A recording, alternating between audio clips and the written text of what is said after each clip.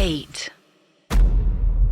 अर्श एक मूवी थी भूल भुलैया, अक्षय कुमार वाली। आई थिंक सो ये मूवी शायद किसी साउथ इंडियन फिल्म का रीमेक है जी। तो वो साउथ इंडियन फिल्म मुझे एग्जैक्टली अभी याद नहीं कौन सी वाली है। आई थिंक रजनीकांत है उसमें, जो भी है। तो उस फिल्म में भूल भुलैया में विद्या बालन होती हैं और विद्या बालन बेसिकली क्या होता है कि एक जिसने फिल्म नहीं देखी तो उसमें वो एक बचपन से उन्हें कहानियां बड़ी फैसिनेटिंग लगती हैं। तो वो एक जो उनका पुराना पुश्तैनी घर होता है वहां जाती हैं, वहां पे उन्हें कुछ कहानियां पता लगती हैं जो उस पुश्तैनी घर से एसोसिएटेड होती हैं जी। और वो अपने आप को ऑटोमेटिकली उस कहानियों का कैरेक्टर पकड़ लेती हैं, मान लेती हैं, बना लेती हैं। उसके बाद फिर जो कुछ करती हैं तो उससे एक पैरानॉर्मल टाइप का कंफ्यूजन क्रिएट हो जाता है उस पूरे घर पे। तो द होल पॉइंट वाज कि एक इंसान है जो अपने आप को एक कहानी का कैरेक्टर अज्यूम कर लेता। ओके। अनर्श, ये मैं अपने पर्सनल एक्सपीरियंस से बता रहा हूँ कि मैंने ऐसे कैरेक्टर रियलिस्टिकली अपने आसपास भी देखे हैं, इन रियल लाइफ देखे हैं, जो अपने आप को कुछ अज्यूम कर लेते हैं और बड़ी सॉलिडली मान भी लेते कि हाँ मैं यही हूँ। उदाहरण के तौर पे अब ऐसे तो वैसे मैं आपको छोटे मोटे एग्जांपल बता सकता हूँ कि हमारे आई थिंक उत्तराखंड की बड़ी फेमस स्टोरी है। एक शख्स थे जो लोहा घाट में रहते थे। उन्होंने अपने आप को अज्यूम कर लिया था कि वो जर्मन आर्मी के वेटरन है। Okay. मतलब अब ये कहानी बड़ी इंटरेस्टिंग है। सीन क्या है कि वो कई सालों तक का गायब रहे, जो शायद बचपन में कहीं भाग गए थे। उसके बाद वो कई सालों बाद वापस आए। अब कई लोगों का कहना ये था कि ये शायद शहर गए, इन्होंने कुछ गोरख धंधे वाले काम किए, कुछ क्राइम किया, उसके बाद एक वापस आ गए बचने के लिए। ये कुछ लोगों का मानना था। लेकिन उन्होंने जो स्टोरी बनाई वो ये स्टोरी बनाई कि यार वो जो है एक सोल्जर थे और वो एक आर्मी में गए, लड़े, व्हाटएवर, ठीक है। इवेंचुअली करते करते वो अपनी ही कहानियों में इतना वो हो गए कि वो भूल गया कि वो उन्होंने इंडियन आर्मी के सोल्जर बोला था या जर्मन आर्मी के सोल्जर बोला था। इवेंचुअली उन्होंने बढ़ती उम्र में ये बताना शुरू कर दिया कि मैं जर्मन आर्मी का वर्ल्ड वॉर वेटरन हूँ और मैं पिछले जन्म में ऐसा था, पिछले जन्म में लड़ाई लड़ी है, मतलब उस टाइप की बातें। और ऐसा नहीं कि वो लाइक पागल थे। लाइक पहला जो आपको इंट्यूशन आता है यही आता है, हो सकता है शायद इंसान पगला गया, शायद पागल हो गया, और पागल नहीं थे, वो अपने पूरे सेंसेस में रहा करते थे। लेकिन उनकी कहानियां ये कि वो जो है जर्मन आर्मी के वेटरन है वगैरह वगैरह वगैरह। तो ऐसे मैंने अक्सर कई कैरेक्टर सुने हैं। आई एम प्रीटी श्योर आपने भी इतने जो पैरानॉर्मल के केसेस किए हैं, आपने कहीं ना कहीं इस किस्म की कहानियां सुनी होंगी कि ऐसे कैरेक्टर एग्जिस्ट करते हैं। जी बिल्कुल, मैंने सुने हैं राहुल। और इनफैक्ट मैंने कई बार एपिसोड्स में ये भी बोला है कि जब आप पैरानॉर्मल को एक हाइट से ऊपर सुन लेते हैं, not as a listening perspective, अगर आप उसको मानने लगते हैं एक तरीके से, तो ऐसा कहा जाता है कि आपका दिमाग उस चीज में इतना इंडल्ज हो जाता है कि अपनी बेसिक रियलिटी भूल जाता है। ये मेरा मानना है जी। एग्जैक्टली। उदाहरण के तौर पे जैसे मैं जिसकी आपको बात बता रहा हूँ, तो कानपुर में एक जगह है बहुत फेमस, मेरे घर के ठीक पास में, सॉरी मैं नाम नहीं लूंगा उसका। तो वो उस जगह पे क्या है कि वहां पर एक आदमी बहुत फेमस है और वो आदमी क्या है, हाथ में झोला लिए चलता है और एक डंडा है उसके हाथ में, जिससे वो कुत्तों को हाका करता है इधर उधर। पर दिक्कत ये है कि वो छंद गाया करता है राहुल। छंद गाया करता है, इंटरेस्टिंग है। अलग अलग छंद गाया करता है। कौन रामायण के छंद गाने लगे, कौन महाभारत के श्लोक गाने लगे अचानक से। और राहुल ऐसे वैसे श्लोक नहीं, अपर लेवल के श्लोक, मतलब जिनके उच्चारण करने में आपकी जबान 10 बार हिल जाए, वो ऐसे श्लोक बोलता है। अभी भी है वो बंदा, आता रहता गली में। तो गली में गाता हुआ आएगा, घूमेगा और सुनाएगा बहुत देर बैठ के, फिर कहेगा माता खाना खिला दो, खाली वो खाने के लिए आता है। जबकि अब मैं उसकी अगर बैक हिस्ट्री आपको बताऊं तो राहुल वो बहुत अमीर इंसान था, बहुत ज्यादा अमीर। मतलब मेरे एरिया का सबसे अमीर इंसान वो था। उसके बाद पता नहीं उसको एक दिन ऐसा क्या हुआ कि एकदम ही पागल हो गया पूरी तरीके से। और ये एक ही दिन की बात है, ऐसा नहीं कि कोई तंत्र साधना में लीन हो, कुछ ऐसा लीन हो। अगले दिन उठा है, उसने अपने शरीर पे सिंदूर विंदूर लगाया, जैसे छोटा पंडित वो भूल भुलैया में जिस तरीके से राजपाल यादव होता है, सेम वैसे ही बन गया वो। और उसके बाद गलियों घूम रहा है, सिर्फ घूम रहा है। लोग उसको पागल समझ रहे हैं। यदि आप कुछ बोलोगे अरे क्या कर रहे हो, वो कुछ सुनेगा नहीं, करता रहेगा। अचानक से जैसे ही तुमने उसको कुछ टोका जी, वो तुमको चिल्लाने लगेगा, क्यों कर रहे हो, मुझे बोलने दो, मेरी गीता है, मेरी भगवत गीता है, मुझे बोलने दो। मतलब भगवत गीता और महाभारत रामायण उसको कंठस्थ है राहुल। ओके। मतलब उसको छंद कंठस्थ है। ये बड़ी सोचने वाली बात है। ऐसा नहीं है कि तुमने, चलो एक श्लोक है भाई, तुमने उसको रिपीट कर लिया, कितनी देर तक रिपीट करोगे? वो करीबन करीबन मेरे सामने उसने 70-80 श्लोक बोले हैं जो मुझे भी नहीं पता है कि भाई ऐसे एग्जिस्ट करते हैं गीता में। एक ऐसी कैरेक्टर याद है आपको जो बड़ा इंटरनेट पे हिट चल रहा था, लल्लन टॉप में उसका इंटरव्यू आया था जिसमें वो जो वाला जो कैरेक्टर था, जो बोलने में अगर आप उसको सुनोगे इन जन्नत लगे कितना पढ़ा लिखा आदमी है, लेकिन वो अपने ही जोन में वो कुछ भी बोल रहा है, मतलब लेकिन वो बोल सही रहा है। बातों का सेंस है। बातों में अगर आप ढूंढने जाओगे तो सेंस है कहीं ना कहीं। तो मतलब ये जो मैं सनक एक तरीके की एग्जैक्टली मतलब अब ये जिस तरह से आदमी करता था, खैर इसकी जब बैक हिस्ट्री पता चली तो ऐसा मतलब कहते हैं कि इसको भगवान के दर्शन हुए हैं, फला बहुत सारी अलग अलग धारणाएं हैं कि इसने एक रात भूत देख लिया था, तब से ये ऐसा है, गाता रहता है कि इसके आसपास भूत ना आए। एक ऐसे आपने लखनऊ के एक जो मैंने एक स्टोरी शायद आपने सुनी होगी, ये बहुत साल पहले की बात है, आई थिंक मैं स्कूल वगैरह में था, मैंने सुना था कि एक डीएसपी साहब हुआ करते थे लखनऊ में, डीए पुलिस के, और उन्हें अचानक एक दिन ऐसा लगा, या सपने में आया पता नहीं क्या हुआ, उन्हें ये लगा कि वो कृष्ण के अवतार हैं। और अगले दिन आप यकीन मानिएगा टीवी वगैरह में उनके आए थे क्लिपिंग्स वगैरह, वो मतलब ऐसा पंछियों को इसमें टहल रहे हैं। और वो मगन है एक तरीके से, सर पे उन्होंने मुकुट टाइप पहन लिया है, वो कृष्ण टाइप एक्टिंग कर रहे हैं कोने में जाके।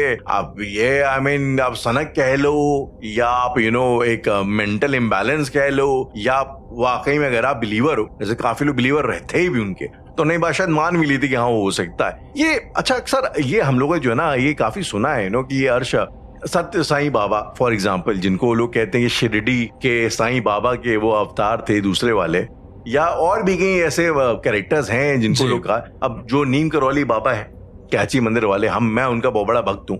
कई लोगों का ये मानना है कि वो हनुमान जी के मानव अवतार थे वगैरह इस किस्म की। तो ये इस किस्म के जो दावे किए जाते हैं तो पहले इनके बारे में आपका क्या ख्याल है, बियॉन्ड पैरानॉर्मल भी? मतलब बियॉन्ड पैरानॉर्मल तो मैं बहुत ज्यादा अगर रिसर्च नहीं करता हूँ तो ज्यादा कुछ कहता नहीं हूँ, लेकिन अगर ऐसे देखो तो पॉसिबल तो खैर नहीं है। ये इम्बैलेंस है एक तरीके का, या फिर चलो ठीक है तुमने उतना मैनिफेस्ट कर लिया तो तुम मान रहे हो, या शायद तुमने कुछ ऐसा देखा हो प्रामाणिक रूप से तो तुम उसको मान रहे हो। हम मानते तो तभी है ना जब हम कुछ ऐसा देखते हैं, राइट? तो अगर इतने लोग मान रहे हैं तो शायद ऐसा कुछ हो रहा होगा। पर अगेन बैक टू फितूर वाला थिंग कि हजारों लोगों को हजारों फितूर होते हैं। अब उस इंसान को जो मैं भगवत गीता वाला बता रहा हूँ, उसको ये फितूर है कि वो भगवत गीता के उपदेश दे रहा है, वो कृष्ण है, बना नहीं है वो कृष्ण। हाँ मैं समझा। वो कहता है, मतलब मैंने एक दिन सुना रहा था, मैंने कहा मुझे नहीं सुनना है, कहता है ये सार है भक्त, ये तुझे सुनना पड़ेगा। अब मतलब वो आप समझ रहे हो, उसके जिंदगी में हम एग्जिस्ट ही नहीं कर रहे हैं, उसकी जिंदगी में हम अर्जुन है जिसको वो सुनाए पड़ा है सारी चीजें, या हम या कोई और या कुछ भी।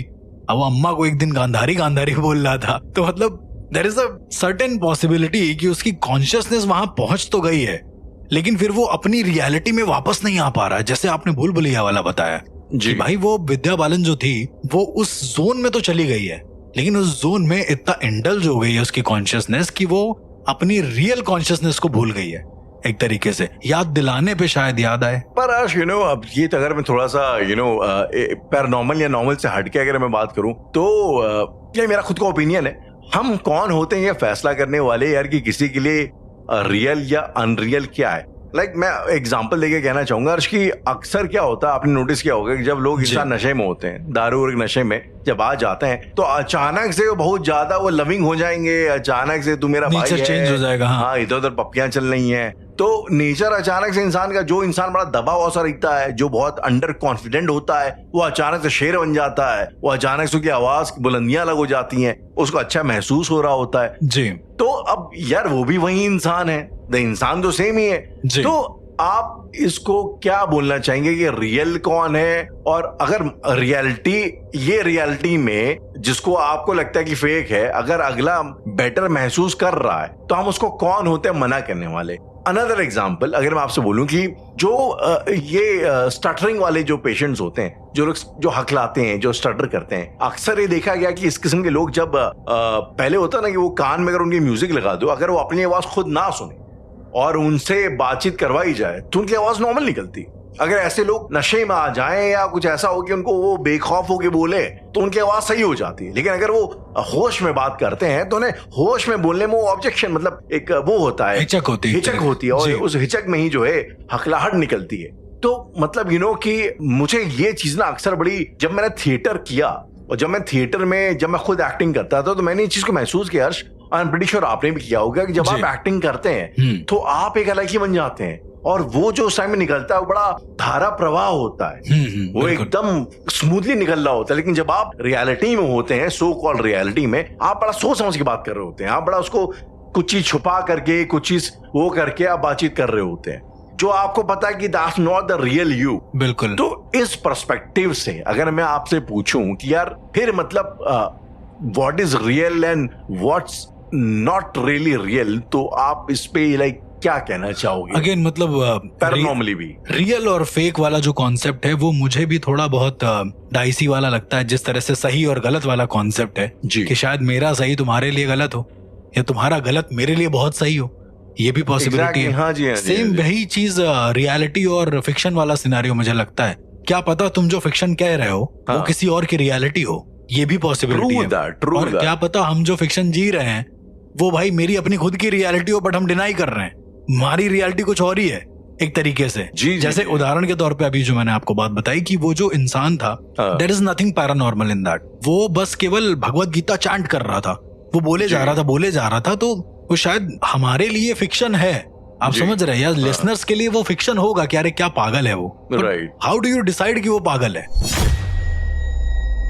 एग्जैक्टली, लाइक आप कैसे डिफाइन करोगे? तुम डिफाइन नहीं कर सकते हो ना, वो उसका फिक्शन है, उसकी रियलिटी बन चुका है। यू कांट से कि वो उसकी रियलिटी नहीं, वो उसकी रियलिटी है, तुम मानो या ना मानो वो तुम्हारे ऊपर है, तुम्हारी अपनी रियलिटी अलग है। तो दिक्कत वहीं पर आती है जब हम अपनी रियलिटी और दूसरे की रियलिटी में कंपैरिजन करने लगते हैं। जब हमारी दिनचर्या अलग है तो हमारी रियलिटी भी अलग होगी, टू बी वेरी ऑनेस्ट। यदि कोई मुझसे पूछता है आज के टाइम पे कि मतलब आप सच में एक पैरानॉर्मल एक्सपर्ट हैं, अच्छा आपने सच में ये किया हुआ है, तो मैं उनको यही कहता हूँ कि वो मेरी रियलिटी है जो मैंने किया है। सिनिक्स जो आमतौर पे आते हैं, जो मतलब आप उनको लाख चीजें बोल लो वो मानने को ही राजी नहीं है कि ऐसी पॉसिबिलिटी भी हो सकती है कि मतलब एक कोई एंटिटी एग्जिस्ट करती है जो शायद मेरी नॉलेज के बाहर है। मतलब उनको लगता है कि जो उनको नहीं पता वो ही नहीं सकता। हाँ, उसी जगह पर मैं ओपन माइंडेड हूँ, मुझे पता है कि बहुत कुछ एग्जिस्ट करता है तो मैं सुन लेता हूँ। मतलब सुनकर छोड़ देना इज अ डिफरेंट थिंग, लेकिन सुनकर उसी में टिके रहना वो मतलब कुछ अलग ही लेवल पे ले जाता है आपको। तो मैंने ऐसे मतलब बहुत लोगों को देखा है जो रियलिटी और फिक्शंस के बीच में जिंदगी भर फंसे रहते हैं अपने मरने के टाइम तक कि भैया ऐसा नहीं हो सकता क्योंकि हमने जिया नहीं। I am pretty sure you know being a paranormal expert, क्योंकि यार अच्छा आपने ऐसे भी केसेस देखे हैं जो जिनका जिक्र आपने किया, जो लोगों ने अज्यूम कर लिया कि कुछ पैरानॉर्मल है, but there is nothing paranormal about that. बिल्कुल, आई रिमेम्बर एक केस जहां पर मेरी एक दोस्त है, उसने मुझे फोन किया और बोली कि यार मम्मी को एक दिक्कत है। मैंने कहा बताओ क्या दिक्कत है? तो उसने बोला कि मम्मी जो है वो उनके अंदर बुआ आती है हमारी। अब ये बड़ा अजीब कॉन्सेप्ट था। मैंने कहा हो सकता है कुछ बहुत पैरानॉर्मल होगा, फोटो वगैरह भेज देना मैं देख लूंगा। मैंने देखा, मैंने उसको बताया कि इसमें कुछ पैरानॉर्मल मुझे लग नहीं रहा है। मेरी राहुल 90% कोशिश यही होती कि मैं कहूँ कि कुछ ऐसा है नहीं, अगर होता है तो भी मैं मना कर देता हूँ क्योंकि जितना मुझसे ठीक हो सकता है मैं कर देता हूँ।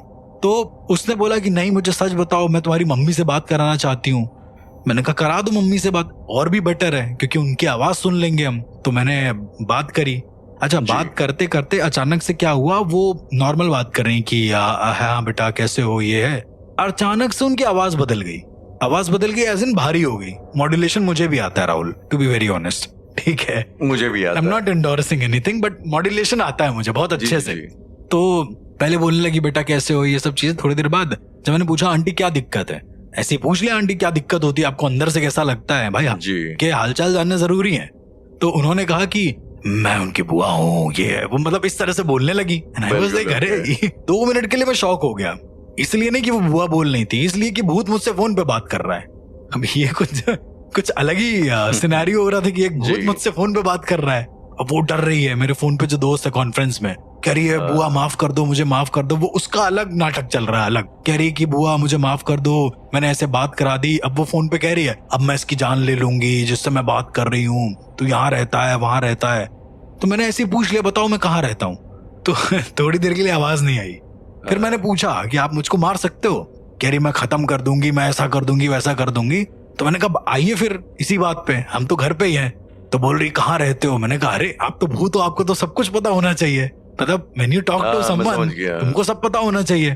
तो बार बार उनका कहना है कि आप मुझे एड्रेस दो, मैं बताता हूँ। तो मैंने एड्रेस लिख के भेज दिया। ओके। तो बोल रही है कि ठीक है आज रात देखना क्या होगा। फिर अचानक से उनकी मम्मी बोलने लगी नॉर्मल कि बेटा कुछ हुआ था क्या, ऐसा वैसा, मतलब एक मेथड एक्टिंग टाइप का। एग्जैक्टली मेथड एक्टिंग एक अलग लेवल की, ठीक है। Okay. अब मुझे एक्टिंग क्यों लग रही थी? क्योंकि वो थी, इस वजह से मुझे इतना समझ में आता है कि कौन एक्टिंग कर रहा है, कौन सुपर नेचुरली उसको दिक्कत है। यार यही अगर मैं आपसे पूछूं ना, ये जो समझ में आता है तो ये यार कैसे समझ में आता है? मतलब थोड़ा आप एग्जांपल लेके बता सकते हैं? मतलब हाँ, मतलब भूत कभी फोन पे ऐसे बात नहीं करेगा। एक तो वो ऑलरेडी इतनी हैवी एनर्जी है, तुम उसको रिकॉर्ड करोगे तो आवाज ग्लिच हो, मैग्नेटिक फील्ड जो है, फ्लक्स जो है वो ऊपर नीचे चेंज होगा, तो यू अच्छा। Can't record. मतलब फिजिकली इंटरफेयर करेगा आपके आसपास के apparatus पे। एग्जैक्टली वो ओके। एनर्जी है ना, एक हाई वेवलेंथ की एनर्जी है। हाई वाइब्रेशंस पे है ना, एक एनर्जी तो है। हाँ, तो वो फोन पे बात कर लेगा, आपको लग रहा है। वो भी फोन जिसकी फ्रीक्वेंसी एक मीडियम रेंज पे होती है, और उस रेंज पे एक एनर्जी आपसे बात कर लेगी आके। ये आई मीन फोन रिकॉर्डिंग तो हो ही जाती है ना, लाइक मतलब लोग, अब हमने कितने लोगों की कैमरा नहीं, रिकॉर्डिंग आप वगैरह देखी है, रिकॉर्डिंग कर सकते हैं, बट आप फोन पे बात करने में दिक्कत है। नहीं, आप रिकॉर्डिंग कर सकते हैं, सब कुछ हो सकता है। पर वो जब एंटिटी मुझसे बात कर रही है ना, जब इंटेंशनली होता है कि मैं इसी से डायरेक्ट बात कर अच्छा, रहा हूँ, इंटरेक्शन इंटरेक्ट करेगी। आप रिकॉर्ड करो, पोजीशन Okay. रिकॉर्ड होते हैं, मैंने भी करे हैं बहुत सारे। जी जी। पर दैट डजंट मीन कि वो पोजीशन घूम के कहता और कैसे हो तुम, मेरा रिकॉर्ड क्यों कर रहे हो। मतलब इतना जी। गंदा इंटरेक्शन तो मैंने नहीं किया कभी जिंदगी में, राइट। जैसा मैंने इनका किया। उस रात मैं रुका भाई, मैं देख रहा था कि कुछ तो हो, कुछ तो हो। पूरी रात कुछ नहीं हुआ। जी जी जी। ऊपर से मतलब इधर उधर से खुशियां खबर और आने लगी कि भैया फला के घर में बच्चा हो गया है या कुछ ऐसा। हमने कहा ठीक है यार चलो, पता नहीं भूत शायद उनके घर में आ गया होगा समाओ। फिर मैंने इनकी मम्मी को कॉल किया। अच्छा भाई, जब जब मैं इनकी मम्मी को कॉल कर रहा हूँ तब तब इनकी आवाज बदल जा रही है, क्योंकि उनको पता है कि मैं सही करने के लिए कर रहा हूँ। राइट। तो उनकी मम्मी कह रही है कि कल तो तुम्हारे साथ कुछ नहीं हुआ, आज होगा। मतलब ऐसे करते करते एक हफ्ता निकल गया राहुल। मैंने अपनी दोस्त को बोला, तो मैं नाम बदल देता हूँ उसका, मैंने अपनी सृष्टि लेट सपोज ऐसे, मैंने उसको बोला कि यार मुझे ना ले चलो अपने घर। तो बिहार में रहती है, तो मैं चला गया उसके यहाँ पे, ठीक है। उनकी मम्मी के सामने बैठा। अब उनकी मम्मी अजीब तरीके से रिएक्ट करने लगी अचानक से। वो होता है ना, आप जो टीवी वगैरह में देखते हो, पोजीशन एकदम सर हिलाने वाला, हाथ हाथ हिल रहे हैं चारों तरफ से, जी जी। और वो हालेलुया अलग ही चल रहा है उनका एक सीन। तो मतलब ये हालेलुया वैसे काफी यादगार है। इस पे भी बात करेंगे, इस पे बात करेंगे, हाँ। तो अब ये होने लगा, और उसके बाद मैंने कहा एक काम करिए, आप बैठ जाइए। तो कहती है कि मैं पूरे घर का नाश कर दूंगी और ये कर दूंगी वो कर दूंगी। तो मैंने कुछ नहीं कहा। मैंने उनके जो हस्बैंड थे, मैंने उनसे कहा कि आप एक ना जलता कपूर ले आइए। वो पहले थोड़ा हिचकिचाए, फिर मैंने कहा आप ले आइए। उन्होंने सोचा मैं कुछ करूंगा शायद, तो जलता कपूर लाए और वो सामने सोफे पे बैठी थी, मतलब ऐसे बैठ रही थी, कभी खड़ी हो रही थी अचानक से। तो मैंने बस ये बोला कि आप भूत हैं पक्का, मतलब आप उन्हीं बुआ ही है ना कंफर्म? तो कहती हाँ मैं बुआ हूँ, और तुम मेरे सामने विधि कर रहे हो, मुझको पता है क्या विधि है। मैंने कहा इस विधि में एक नई चीज है। तो मैंने कपूर उठा के फेंक दिया उनके ऊपर, ऐसा फेंका कि उनके ऊपर ना जाए, साइड में जाए। तो कपूर गया और वो इतनी तेज डरी कि नीचे गिरी है। पहले कह रही कपूर क्यों फेंक दिया मेरे ऊपर? अब आप समझ रहे हो? तो उनकी कॉन्शियसनेस वापस आ गई। यहीं से मैं समझ जाता हूँ कि तुम जो कर रहे हो वो नाटक है। मतलब कई सारे ऐसे भी केसेस रहे हैं जहां मैंने समझने के लिए उनके ऊपर कुछ ऐसा पास ऑन किया, वो लोग ऐसे ही बैठे रहे, उनके पैर पे कपूर जलता रहा है, उनको दर्द नहीं हो रहा है, फर्क नहीं पड़ रहा है। कॉन्शियसनेस है ही नहीं जब उनकी, तो फर्क कहां से पड़ेगा? इनकी तो थी, अच्छी खासी थी, अलग हट गई है। अब घर के सारे मेंबर मौजूद, ये सब क्या अचानक से हो रहा है? हर्ष, एक सवाल मुझे और पूछना है। जैसे अभी आपने कपूर फेंकने वाली बात करी, मैंने देखा है और आपने भी शायद कई बार बताया है, जब पोजीशन अगला एग्जॉस्टिंग करने जाता है तो कई बार ना फिजिकली चोट भी पहुंचाई जाती है अगली पर्सन को। मार रहा है कोई, कुछ कर रहा है। मेहंदीपुर बालाजी में हमने देखा है मारने बड़ा। तो ऐसे में क्या जो पोजेस इंसान होता है उसको दर्द होना बंद हो जाता है? रियल पोजीशन की बात कर रहे हैं? रियल पोजीशन की बात करूं मैं। अब राहुल, इसको आप ऐसे समझे कि आपकी जो कॉन्शियसनेस है वो ब्लॉक हो गई है थोड़ी देर के लिए जी। इट्स जस्ट लाइक अगर किसी इंसान को एंजाइटी या पैनिक अटैक्स होते हैं। ओके। मैं आपको थोड़ा इन डेप्थ बताऊंगा। तो जब पैनिक अटैक होता है तो वो ब्लैंक हो जाता है थोड़ी देर के लिए, उसको पता नहीं वो कहाँ खड़ा है, क्या हो रहा है, चारों तरफ पूरा ब्लैक। ये मतलब खुद के साथ भी हुआ है, तो आई नो कि पैनिक अटैक्स में क्या होता है। तो एकदम पूरा इंसान ब्लैंक हो जाता है कुछ सेकंड्स के लिए। वो मोमेंट होता है जब तुमको पता नहीं होता। मेरे साथ जब कभी एक बार ऐसा हुआ था, तो आई रिमेम्बर नीचे कांच था, तो मेरे पैर में घुस गया था और मुझे फील नहीं हो रहा था कि पैर के अंदर कांच घुसा हुआ है। और करीबन 10-11 सेकंड्स के बाद व्हेन आई जी। मतलब एकदम से होश में आए तो मुझे दर्द होना शुरू हुआ। ओके ये वो पॉइंट था जहां मुझे दर्द होना शुरू हुआ। तो आप समझ रहे हैं कि मुझे पता है कि वो उनकी साइकी क्या होती होगी कि यदि कोई पोजीशन हुआ है तो कॉन्शियसनेस में तो अब वो स्पिरिट है, अब तुम हो नहीं तो तुम ब्लैंक हो। मतलब आप कह लो एक तरीके से जैसे इंसान एनेस्थीसिया के उसमें असर में बड़ा इम्यून सा हो जाता है, इम्यून उसको कुछ फर्क नहीं वैसे ही पड़ता, type हो बॉडी जाता है, more or less। सेंसेस एकदम लेस हो जाते हैं पूरे के Senses- पूरे। तो अर्श जैसे फॉर एग्जाम्पल जब रेडिकल ट्रीटमेंट किया जाता है पागलों के ऊपर, जब बिजली के शॉक वॉक दिए जाते हैं, झटके दिए जाते हैं, जी। तो अभी मतलब अब मुझे उसका लॉजिक समझ में आता है या आप मेंटली हिले हुए हैं, अगर बिजली तो तगड़ा झटका दिया जाएगा तो आपकी बॉडी अचानक से इंटीग्रेट हो जाएगी, जी। जुड़ जाएगी आपकी आपस में, कॉन्शियसनेस वापस आ जाएगी, आप जी। पूरा होश में आ जाएंगे, इतना जोर का अगर पेन होगा इसलिए तो। थप्पड़ वगैरह मारा जाता है कि थप्पड़ मतलब मारा एकदम से शॉक दिया जाता है, होश इसलिए में कई आ जाओ, बार हाँ। आंख से टच कराया जाता है ताकि बॉडी क्या है, जब ऐसा इंसान होता है तो क्या इस सब चीजों के जैसे पागल के समझ में आता है कि भाई उसके मेंटली वो है, पर अगर आप पोजेस्ड हैं किसी जी। और एनर्जी से और अगर आपको ऐसे में बिजली के झटके दिए जाएं तो क्या पॉसिबिलिटी है कि आप अपनी कॉन्शियसनेस में वापस आ सकते हैं? कुछ कुछ पॉसिबिलिटी है, कहीं ऐसा कहीं होता पर है, बिल्कुल ऐसा होता है। देखा है आपने होते? मैंने देखा है, मतलब कहीं कहीं पर ऐसी पॉसिबिलिटी होती है। क्यों? उसका रीजन होता है कि Okay. हर स्पिरिट का अपना एक अलग वेवलेंथ है। ऐसे आप मान के चलो उदाहरण के Okay, तौर पे okay. कि किसी का 100 हर्ट्ज है, किसी का 200 है, किसी का 300 है। Hypothetically speaking. हाँ, और उसके बाद आपने जो करंट दिया है वो भाई 200 हर्ट्ज का है, मतलब वो उससे ऊपर जा नहीं रहा है, ठीक है। Okay, but okay. एंटिटी जो है वो 100 की है, तो वो अपने आप तुम्हारी कॉन्शियसनेस लौट आएगी कि अरे ये क्या हो गया अचानक से, ठीक है। और जी। यदि वो 300 का है तो तुम 100 का भी झटका दो, 300 200 का झटका दो, उसको फर्क ही नहीं पड़ेगा। लेकिन उसकी बॉडी पर उतना ही फर्क पड़ रहा है। द मोमेंट वो Right. कॉन्शियसनेस छोड़ेगा, मतलब वो स्पिरिट जाएगी, उसकी कॉन्शियसनेस वापस आएगी, तो डबल पेन होगा उसको। पहला क्योंकि उसको उस समय हो रहा था, उसकी मसल मेमोरी में तो पेन होगा ना। तो जैसे ही उसको उसके ब्रेन को ये कह सकते हैं सिग्नल मिलेगा कि वो आया, उसकी मसल मेमोरी में इतने इंटरेक्शंस हुए, इतने ज्यादा पॉइंट्स पे दिक्कत हुई, तो अपने आप उसको दिक्कत होने लगेगी। तो शायद पोजीशन में भी यही होता है। आप मैंने जितने केसेस करे हैं राहुल, उसमें से इंसान जितना चोट पहुंचाता है खुद को पोजीशन के दौरान, उसको बहुत चोट पहुंच रही है। लेट्स सपोज वो अपना सर पटक रहा है, वो गिर रहा है, बेहोश हो रहा है, बेड उठा रहा है, तोड़ दे रहा है, जो भी है। तो जितना वो करता है, उसके होश में आने के बाद वो 3 दिन तक उठ नहीं पाता बेड से। ये फैक्ट है, क्योंकि उसकी बॉडी फिजिकली उतनी एग्जॉस्ट हो चुकी है, शायद इसलिए। बहुत गंदी एग्जॉस्ट हो गई, मतलब वो शरीर उसका झेल ही नहीं पाता है। मैंने मतलब भूलना नहीं चाहिए, बट ऐसे भी केसेस देखे हैं जहां पर बहुत सारी ऐसी लड़कियों का पोजीशन है जिन्होंने बहुत एक एक्सटेंड तक चीजें कर ली, मतलब बेड गिरा दिया, अलमारी खड़े हो गए, फलाना जो भी है। और उसके बाद जब वो ठीक हुए हैं तो ठीक होते ही मतलब एकदम उनका मल निकल गया है, उनकी सारी चीजें अपने आप निकल गया, वो